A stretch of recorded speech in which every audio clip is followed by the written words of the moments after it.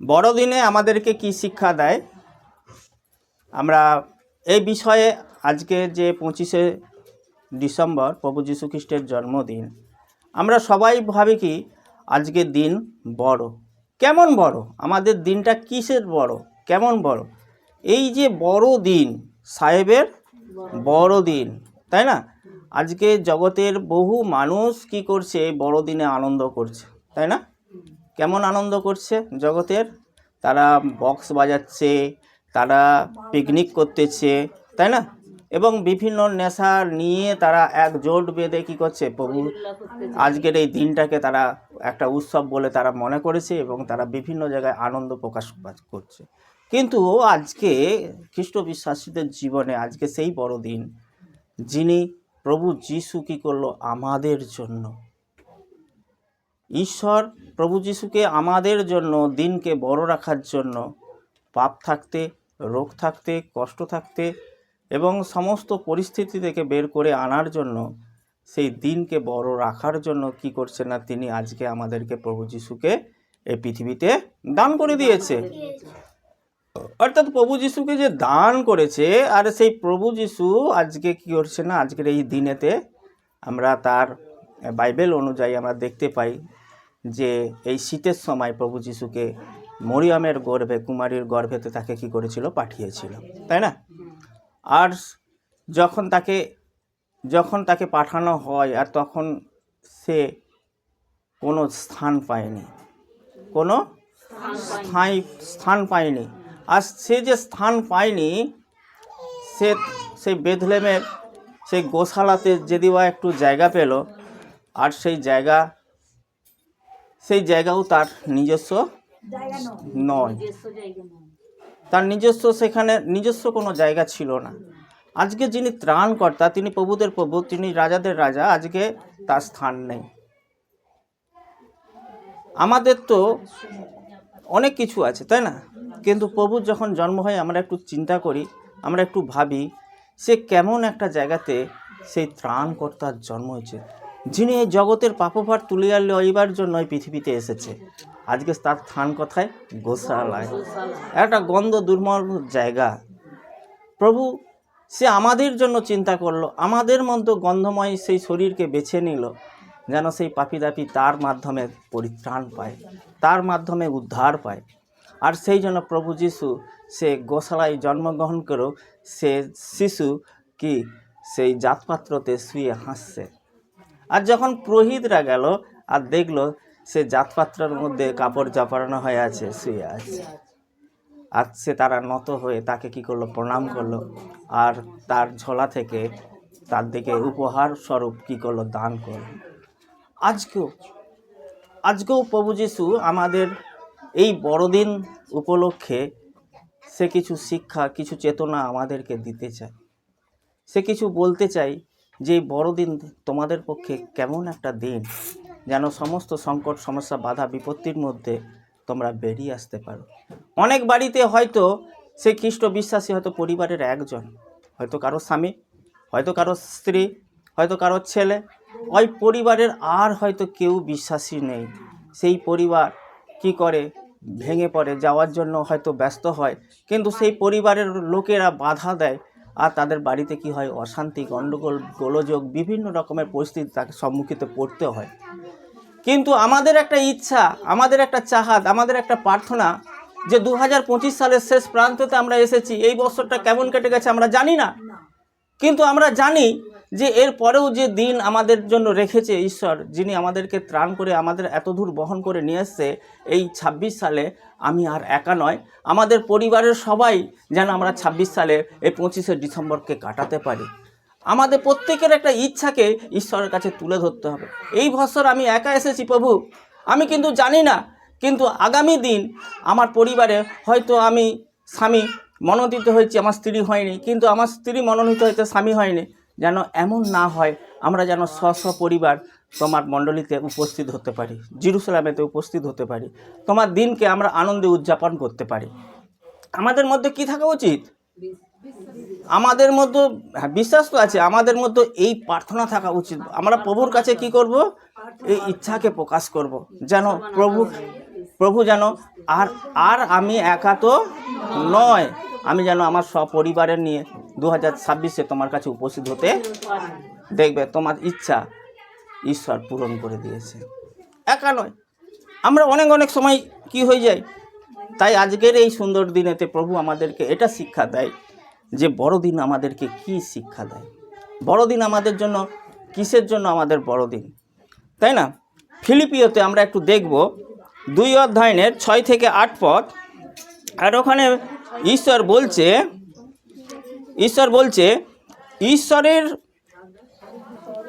ঈশ্বরের স্বরূপ বিশিষ্ট থাকিতে তিনি ঈশ্বরের সহিত সমান থাকা ধরিয়া লইবার বিষয়ে জ্ঞান করিলেন না,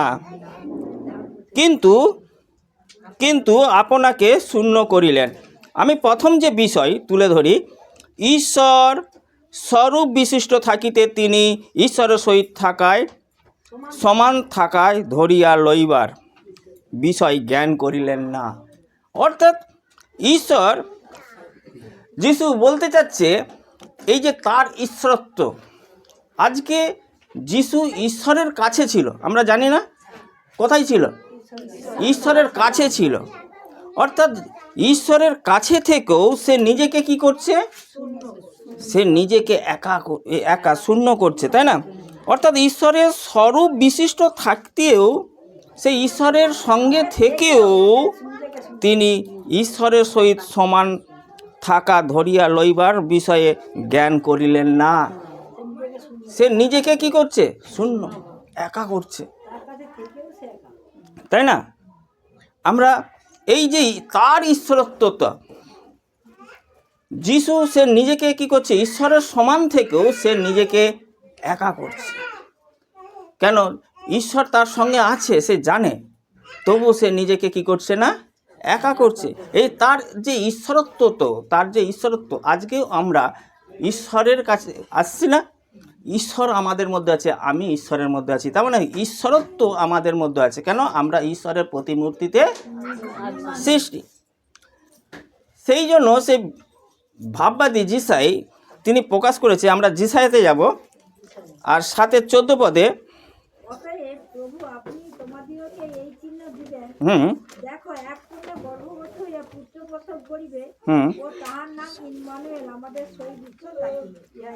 তাহলে দেখো এখানে সেই ঈশ্বরত্ব, ঈশ্বরের স্বরূপ বিশিষ্ট থাকিতেও সে কি করলো, সে ঈশ্বর স্বয়ং নিজেই কি করলো,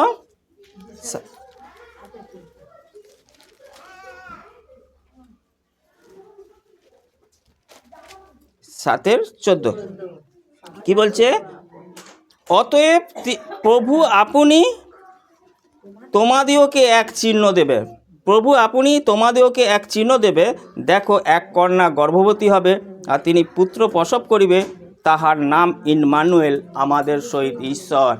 তাহলে প্রভু যিশু কে? আমাদের সহিত ঈশ্বর। কেন? কুমারীর গর্ভে কে জন্ম হয়েছিল? প্রভু যিশু, তাই না? তাহলে আজকে সেই প্রভু যিশু যখন কুমারীর গর্ভে জন্ম হয়েছে, আগে থেকেই মথিতে যে বাক্য দিয়েছে তার আগে থেকে 750 বছর আগে থেকেই ভাববাণী জিসাইয়ের মাধ্যম হয়তো কি হয়েছে না, প্রকাশ পেয়ে গেছে। ঈশ্বর আগে থেকেই সে প্রকাশ করে দিচ্ছে, এক কুমারীর একটা চিহ্ন তোমাদেরকে দেখাবে। কুমারীর কোনো কি সন্তান হয়নি। আমরা জানি যে মা বাবার থেকে কি হয়, সন্তান হয়। তার মানে আজকে ঈশ্বর এমন একটা চিহ্ন দেখাচ্ছে, ঈশ্বর এমন একটা তাকে প্রকাশ করাচ্ছে যে ঈশ্বর সে কুমারীর গর্ভেতে ঈশ্বরের ছায়া বিশিষ্ট এসে কি করলো, বাক্য এসে কি করলো, সেই পুত্রকে সৃষ্টি করলো, ইম্মানুয়েলকে সৃষ্টি করলো, যিনি আমাদের সহিত ঈশ্বর। ঈশ্বরের পক্ষে সকলই সম্ভব, তাই না? এই জন্য আমাদেরকে বলছে, অতএব প্রভু আপনি তোমাদেরকে এক চিহ্ন দেবেন, আর দেখো এক কন্যা গর্ভবতী হইয়া পুত্র প্রসব করিবেন, তাহার নাম ইম্মানুয়েল, আমাদের সহিত ঈশ্বর হইবে। তিনি ঈশ্বর হবে, এমন একটা তিনি চিহ্ন দেখাবেন যে তিনি ঈশ্বর। আর তিনি কে? সেই কুমারীর গর্ভের পুত্র, যিনি ইম্মানুয়েল, আমাদের সহিত ঈশ্বর। হ্যাঁ, আমাদের সহিত ঈশ্বর। ঈশ্বর, তাই না?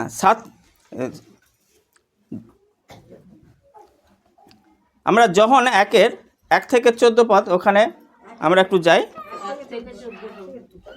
যোহনের একই ঈশ্বরের বাক্য বলছে, আদিতে বাক্য ছিল এবং বাক্য ঈশ্বরের কাছে ছিলেন এবং বাক্য ঈশ্বর ছিলেন। তিনি আদিতে ঈশ্বরের কাছে ছিলেন, সকলেই তাহার দ্বারা হইয়াছিল, যাহা হইয়াছে তাহার কিছুই তাহার ব্যতি রেখে হয় না। তাহলে এখানে স্পষ্ট কথা দেখো, আদিতে বাক্য, ঈশ্বরের কাছে ছিল, হ্যাঁ বাক্য ছিল এবং বাক্য ঈশ্বরের কাছে ছিল। কার কাছে ছিল? ঈশ্বরের কাছে ছিল। আর এবং বাক্যই কি ছিল? আর ঈশ্বর ছিল। আর আমরা এটাও দেখেছি লুকেতে যে গাব্রিয়েল দূত সেই বাক্যকে, ঈশ্বরের বাক্যকে মরিয়মের কাছে পৌঁছে দিল। বুঝতে পেরেছ? গাব্রিয়েল ঈশ্বরের কাছে এই মরিয়মের কাছে এসে কি করলো? তার বাক্যকে পৌঁছে দিল। আর কি বলল? যে তোমার উপরে ঈশ্বরের ছায়াকৃত হবে, তাই না? তুমি গর্ভবতী হবে। এই যে বিষয় এখানে এক পদে বলছে, আদিতে বাক্য ছিল এবং বাক্য ঈশ্বরের কাছে ছিল এবং বাক্য ঈশ্বর ছিল। কেন? তিনি আদিতে ঈশ্বরের কাছেই ছিলেন। কে ছিলেন? প্রভু যীশু খ্রিস্ট। তিনি ঈশ্বরের কাছেই ছিলেন এবং সকলেই তাহার দ্বারাই হইয়াছিল, যাহা হইয়াছিল তাহা কিছু ব্যতি রেখে হয় নাই। তাকে ব্যক্তি রেখে, অর্থাৎ প্রভু যীশুকে ব্যতি রেখে কোনো কিছুই তো হয় নাই। তাহার মধ্যে জীবন ছিল এবং সেই জীবন মনুষ্যগণের জ্যোতি ছিল। আজকে সেই জ্যোতি আজকে আমাদেরকে প্রকাশ করাচ্ছে। আমাদের মধ্যে যেন সেই উজ্জ্বল এবং জ্যোতি থাকে। আমরা 1:14 পদে সেই জ্যোতি কি হলো? সেই যে মনুষ্য, সেই যে বাক্য, কোন বাক্য? আদিতে যেটা ছিল। আর 1:14 পদে বলছে সেই বাক্যই মাংস মূর্তিমান হলো। কি হলো? সেই বাক্যই মাংসেতে মূর্তিমান হলো। আর সে মাংস যখন মূর্তিমান হলো, তারপর বলছে এবং আমাদের মধ্যে কি করলো? সেই বাক্য আমাদের মধ্যে প্রবেশ করলো। তার ঈশ্বরের বাক্য যখন আমাদের মধ্যে থাকে, তার মানে কে থাকে? প্রভু যীশু থাকে, তাই না? তাহলে ওই বাক্যকে যখন আমাদের মধ্যে রাখবে, একদম স্পষ্ট কথা বলছে, এবং সেই বাক্য আমাদের মধ্যে প্রবাস করিলেন। অর্থাৎ যে বাক্য মাংসে মূর্তিমান হলো, ওই বাক্যই আমাদের মধ্যে যখন রাখি, তো আমরাও প্রভু যীশুকে রাখি, তাই না? আর আমরা তাহার মহিমাকে দেখলাম না, দেখিনি? আমরা তাহার মহিমাকে দেখলাম, যেন পিতা হইতে আগত এক জাতের মহিমা, তিনি অনুগ্রহ ও সত্যে পূর্ণ। অনুগ্রহে ও সত্যে তার যে অনুগ্রহ এবং যে তিনি সত্য আমাদেরকে বলছে, যেমন 14:6 পদে বলছে না, সত্য সত্য আমি তোমাদেরকে বলতেছি, আমি পথ সত্য ও জীবন। অর্থাৎ সেই সত্য পথ তিনি যে বাক্যস্বরূপ মাংসে মূর্তিমান করে, আর তিনি আমাদের সঙ্গে থাকার জন্য আমরা যখন তাকে আহ্বান করি, যখন তার বাক্যকে আমাদের হৃদয়ে রাখি, তখন আমাদের মধ্যে প্রভু কী করে? বাস করে। তখন প্রভু যখন বাক্য যখন আমাদের মধ্যে থাকে, তখন আমাদের মধ্যে দিন প্রতিদিন একটা ঈশ্বরত্ব বৃদ্ধি হয়, একটা সত্য এবং একটা হচ্ছে কি নিখুঁত আমরা হতে পারি। আমাদের মধ্যে ধীরে ধীরে কি হয়? ঈশ্বরত্ব যত আমরা জ্ঞান, আমাদের বাক্য যত আমাদের হৃদয়ের মধ্যে থাকবে, দেখবে আমাদের মধ্যে পাপ চলে যাবে। কি চলে যাবে? সবচেয়ে প্রথম যে পাপ, ও পাপ কি হবে? আস্তে আস্তে আস্তে আস্তে সরে যাবে। তারপরে ধরো রাগ, ক্রোধ, হিংসা, লোভ, আস্তে আস্তে কি হয়ে যাবে? বাক্যকে যখন রাখবো, ঈশ্বরত্ব যখন আমাদের মধ্যে আসবে, আর তখন দেখবে ও মন্দ তো আর থাকতে পারবে না। সেই জন্য তার ঈশ্বরত্ব যা প্রমাণ করে, যেন আমাদের সমস্ত মন্দতাকে আমাদেরকে বের করে আনা। তাই আমরা যদি প্রভু যীশু খ্রিস্টকে তার শিক্ষা, আজকে বড়দিনের শিক্ষাতে আমরা প্রথম পয়েন্টে যেটা পাই, তার ঈশ্বরত্ব যখন আমরা তাকে রাখি, আর তখন আমাদের মধ্যে আস্তে আস্তে ঈশ্বরত্ব কি থাকে? বোঝাই থাকে। আর আমরাও আস্তে আস্তে কি সমস্ত পাপ থেকে বেরিয়ে পরিবর্তন হতে পারি। আর আমরা যখন পরিবর্তন হব, তো আমাদের পরিবারের লোকেরা কি হবে? হবে। এই জন্য আমাদেরকে সেই ঈশ্বরত্বকে কী করতে হবে, রাখতে হবে। দ্বিতীয় পয়েন্টে আমাদেরকে শেখায় তার শূন্য শূন্য হ্যাঁ, আমরা 7 পয়েন্টে দেখি, মানে 7-তে, লুকের দিয়ে সব লুকের নয়, ফিলিপিও 2:7, কিন্তু আপনাকে শূন্য করিলেন। কি করিলেন? আপনাকে শূন্য করিলেন। আমাদেরকে কি করতে হবে? যদি আমাদের প্রভু তার শিক্ষাতে আমাদেরকে বলে, সে যদি নিজেকে শূন্য করে, আমাদেরকেও কি করতে হবে? শূন্য। যদি আমরা শূন্য না করি, তাহলে কিন্তু আমাদের মধ্যে ঈশ্বরের কোয়ালিটি থাকবে, তাই না? সে যিনি ঈশ্বরত্ব পেয়েও সে নিজেকে কি করলো? ঈশ্বর পেয়েও কি করলো? নিজে স্বরূপ বিশিষ্ট থাকাতেও সে কি করলো? ঈশ্বরের সহিত সে সমান থাকা ধরিবার লইবার বিষয় জ্ঞান করিলেন না। সে যখন জ্ঞান না করেছে, তা আমরা কেন মনে করি যে আমার অমুক আছে, আমার তমুক আছে? আমরা কি করি? অনেক আছে বলে সম্বোধন করি, তাই না? আমরা যখন শূন্য হব, আর তখন ঈশ্বর কি করবে? তার সেই শূন্যতার দ্বারাতে তিনি আমাদেরকে পূর্ণ করবে। আমাদের যাই থাকুক না কেন, আমাদের যদি ধন দৌলত থাকে, আমরা কি করব? আমরা গরিব দুঃখীদের পাশেতে থাকব, তাদেরকে কিছু সাহায্য করব, তাই না? ঈশ্বর তার দ্বারাতে আরও ব্লেসিং করবে, আরও আশীর্বাদ করবে। যিশু নিজেকে শূন্য করেছিল, তেমনি আমাদেরকেও শূন্য হতে হবে। যেমন লুক লিখিত সুসমাচার 2:7 আমাদেরকে বলে,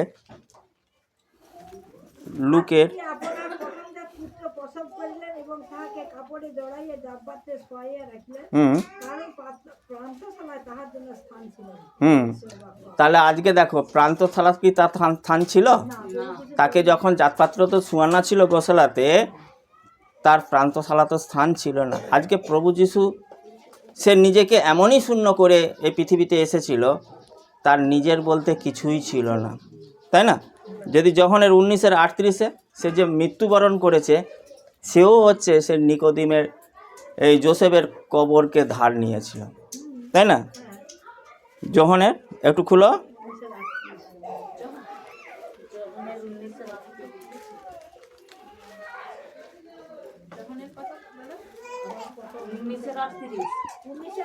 ঈশ্বরের বাক্য বলছে, ইহার পরে অরিমাথিয়ার যোসেফ, যিনি যিশুর শিষ্য ছিলেন কিন্তু জিহুদের ভয়ে গুপ্তভাবেই ছিলেন, তিনি পিলাতকে নিবেদন করিলেন যেন তিনি যিশুর দেহ লইয়া যাইতে পারেন। পিলাত অনুমতি দিলেন, তাহাতে তিনি আসিয়া তাহার দেহ লইয়া গেলেন। আর যিনি প্রথম রাত্রিকালে তাহার কাছে আসিয়াছিলেন, সেই নিকোদিমও আসিলেন। গন্ধরসে মিশ্রিত অনুমান 50 অঙ্গুরি লইয়া আসিলেন। তাহলে আমরা এখানে দেখতে পাই, তেনার জন্মের সময় সেও কি করেছিল? একটা সে যে কি করেছিল না,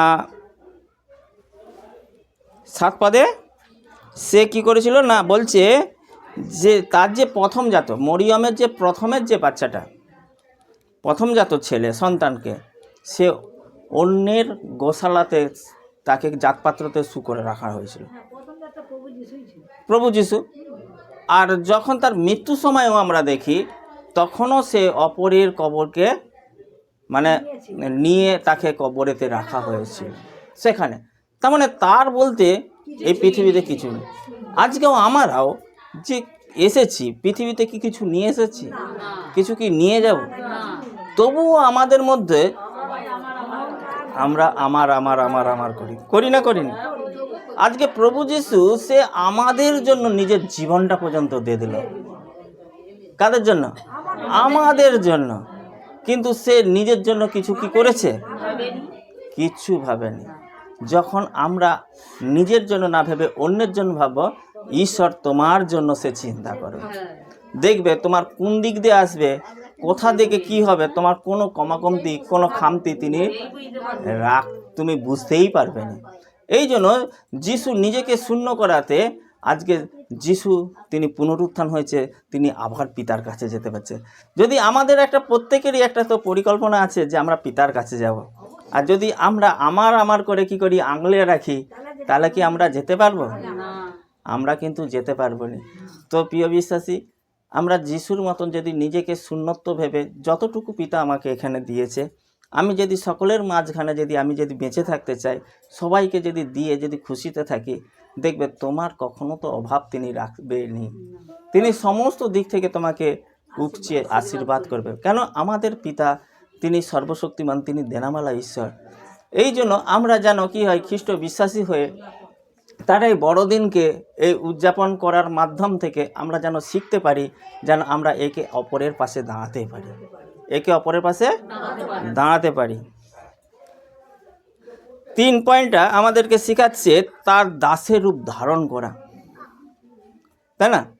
অর্থাৎ আমরা যদি ওরই 7 খ পদে যাই, আর সেখানে বলছে দাসের রূপ ধারণ করিলেন এবং মানুষের সদৃশ্য, না, দাসের রূপ কি করলেন?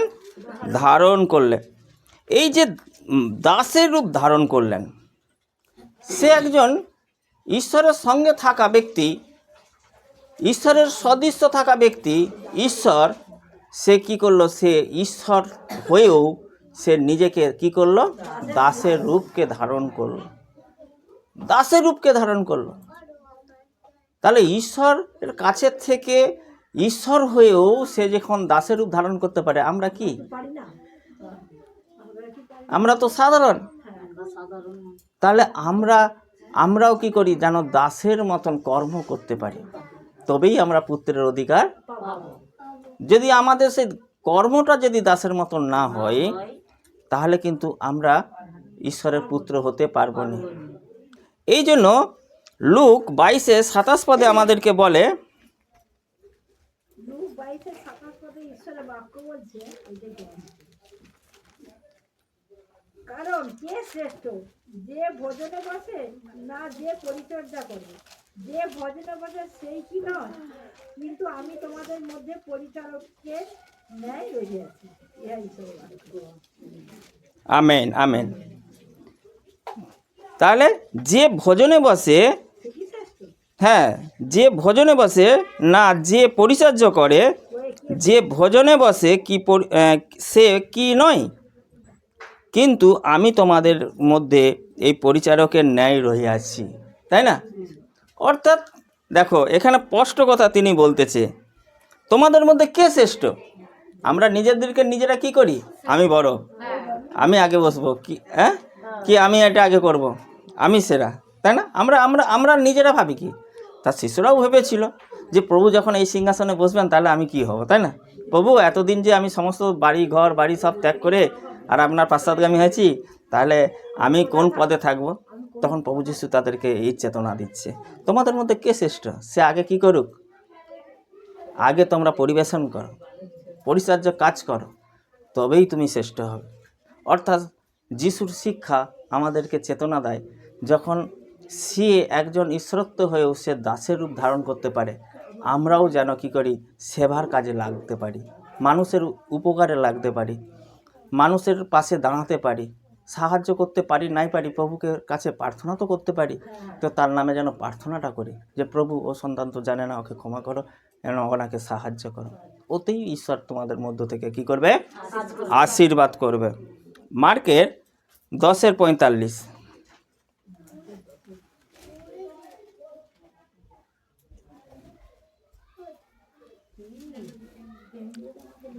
কারণ বাস্তবিক মনুষ্যপুত্র ও পরিচার্য পাইতে আসে নাই, কিন্তু পরিচার্য করিতে এবং অন্যের পরিবর্তে আপনার প্রাণের মুক্ত মূল্যরূপে দিতেই আসিয়াছেন, তাই না?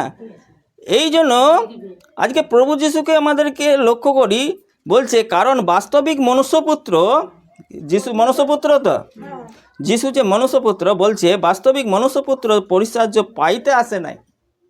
সে নিজে প্রভুত্ব হয়েও সে নিজেকে কি করেনি? সে নিজেকে পরিচার্য পাইতে আসেনি, বরঞ্চ সে কি করতে এসেছে? সে পরিচার্য করিতে এসেছে। সে নিজেকে বড় ভাবেনি, সে নিজেকে সর্বদাই শূন্য ভেবে গেছে, সে নিজেকে দাসের রূপ ভেবে গেছে, তাই না? আমরাও যখন ওরকম দাসের রূপ ভাববো, দাসের রূপে কাজ করব, আর তখন ঈশ্বর কি করবে? আমাদেরকে আশীর্বাদ করবে। সে স্পষ্ট করে বলছে, বাস্তবিক মনুষ্যপুত্র পরিচার্য পাইতে আসে না, কিন্তু পরিচার্য করিতে এসেছে, এবং অনেকের পরিবর্তে আপন প্রাণের মুক্তি মূল্য রূপে দিতে এসেছে। আর সত্যই সে যা করে গেছে, আজকে আমরা অনুতপ্ত, তাই না?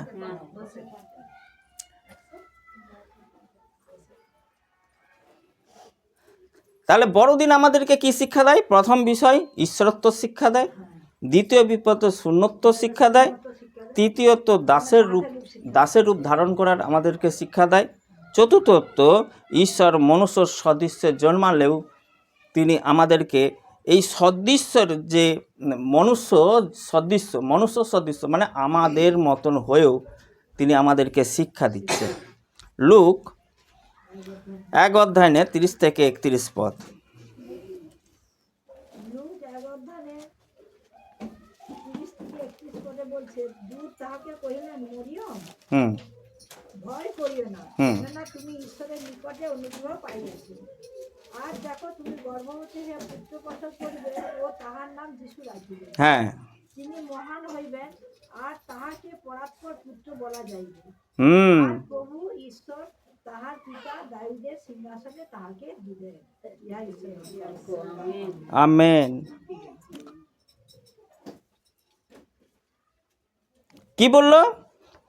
আজকে ঈশ্বর মনুষ্যদের সদৃশ্য জন্মাইল। এখানে স্পষ্টভাবে দূত যখন মরিয়মকে বলল, ভয় করিও না, কেননা তুমি ঈশ্বরের নিকটে অনুগ্রহ পাইয়াছ। ঈশ্বরের কাছে কি পেয়েছে? অনুগ্রহ পেয়েছ। আর দেখো, তুমি গর্ভবতী হইয়া পুত্র প্রসব করবে, আর তার নাম যীশু রাখিবে। আজকে তিনি কি করলো? মরিয়মের গর্ভে মনুষ্য পুত্র রূপে জন্ম হলো। আজকে এই বড়দিন আমাদেরকে শিক্ষা দেয়, যেন আমরা মানুষ হয়ে নিজের জন্য নয়, অপরের জন্য যেন কি হই, তার সদৃশ্যে ঈশ্বরের মতন আমরা যেন কর্ম করতে পারি, তাই না? এবং তার মৃত্যু আমরা দেখি। বড়দিন আমাদেরকে শেখায় তার মৃত্যু। লুক লিখিত 18, লুকের 18 31 থেকে 33 পদ।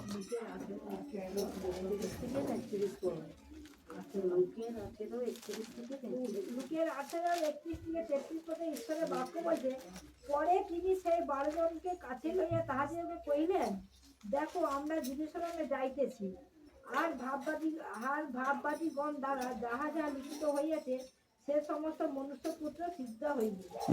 কারণ তিনি পরজাতীয়দের হস্তে সমর্পিত হইবেন, এবং লোকেরা তাহাকে বিদ্রুপ করিবে, তাহার অপমান করিবে, তাহার গায়ে থুতু দিবে, এবং পোড়া প্রহার করিয়া তাহাকে বধ করিবে। পরে তৃতীয় দিবসে তিনি পুনরুত্থিত হইবেন, উঠিবেন। এই সকলের কিছুই তাহারা বুঝিলেন না। এই কথা তাহাদের না 34 চলে যাচ্ছে 33 পর্যন্ত। তাহলে আমেন আমেন। তাহলে আজকে দেখো, তার যে মৃত্যু, কি কি দুঃখ পেয়েছে, এগুলো আমাদেরকেও পেতে হতো। এইগুলো বলছে, পরে তিনি সেই 12 জনকে কাছে লইয়া তাহাদিগকে কহিলেন, দেখো, আমরা জেরুজালেমে যাইতেছি, আর ভাববাদীগণ দ্বারা যাহা যাহা লিখিত আছে, সেই সমস্ত মনুষ্যপুত্র সিদ্ধ হইবে। সেই সকল তার জীবনে ঘটবে। আজকে আমাদেরও জীবনে ঘটবে। আমরা যখন প্রভুকে বিশ্বাস করেছি, আমাদেরও জীবনে এরকম ঘটবে। প্রভু জীবনে ঘটেছিল, আমাদেরও জীবনে ঘটবে। ওটা নিয়ে তো চিন্তা আমরা না করি, কেন ও তো ঘটবেই।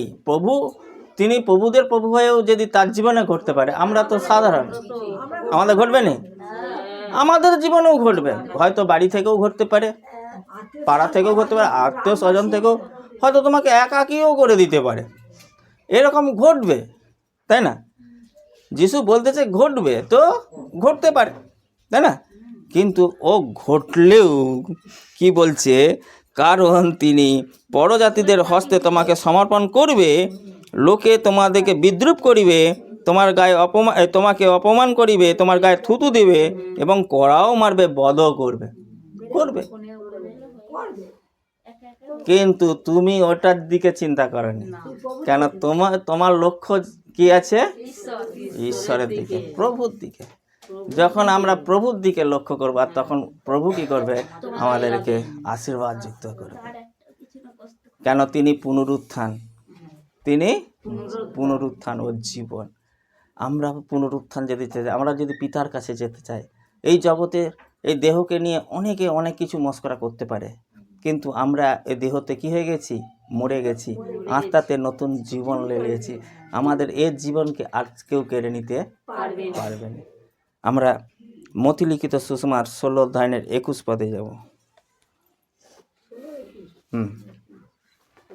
মতি 16 অধ্যায়ের 21 পদে ঈশ্বরের বাক্য বলছে, সেই সময় অবধি যিশু আপন শিষ্যদিগকে স্পষ্টই বলিতে লাগিলেন যে তাহাকে জেরুজালেমে যাইতে হইবে এবং প্রাচীন বর্গের প্রধান যাজকদের ও অধ্যাপকদের হইতে অনেক দুঃখ ভোগ করিতে হইবে ও হত হইতে হইবে, আর তৃতীয় দিবসে উঠিত হইবে। ইহা ঈশ্বরের বাক্য।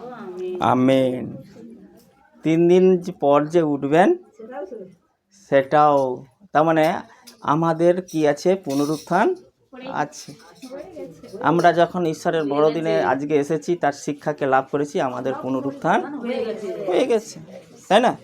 এই যে পুনরুত্থানের, তিনি যে পুনরুত্থান, অর্থাৎ আমাদের পুনরুত্থান, আমরাও, আমাদের প্রত্যাশা আছে কি? আমরা ঈশ্বরের কাছে যাব, আমরা ঈশ্বরের কাছে যাব।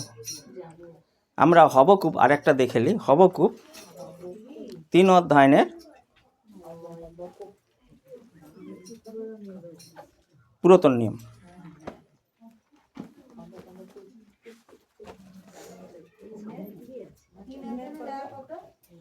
17 থেকে 18,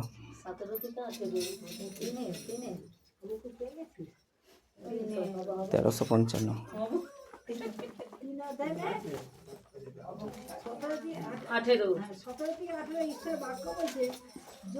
কত পাতা? পুষ্পিত হইবে না, ফল ধরিবে না, জীববৃক্ষ বঞ্চনা করিবে ও ক্ষেত্রে খাদ্যদ্রব্য উৎপন্ন হইবে না, ঘর হইতে মেষপাল উচ্ছিন্ন হইবে, গোষ্ঠে গরু থাকিবে না, তথাপি আমি সদাভুক্তেই আনন্দ করিব, আমার প্রাণেশ্বরের উল্লাসিত হইব।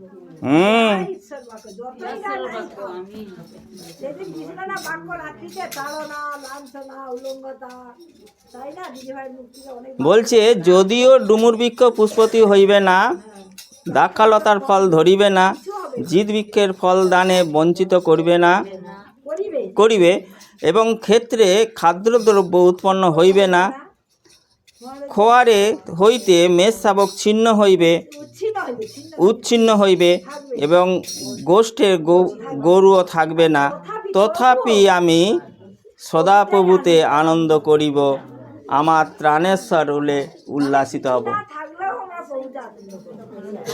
অর্থাৎ ঈশ্বর তার বাক্যেতে আমাদেরকে 18 পদে স্পষ্ট কথা বলতেছে, তোমাদের যতই কষ্ট হোক না কেন, তথাপি আমি প্রভুতে আনন্দ করতে হবে। যখন আমরা প্রভুতে আনন্দ করব, তখন আমার ত্রাণেশ্বরে উল্লাসিত যখন হব, তিনি আমাদেরকে আনন্দ দিবেন, আরো আনন্দ দিবেন। বুঝতে পারছো?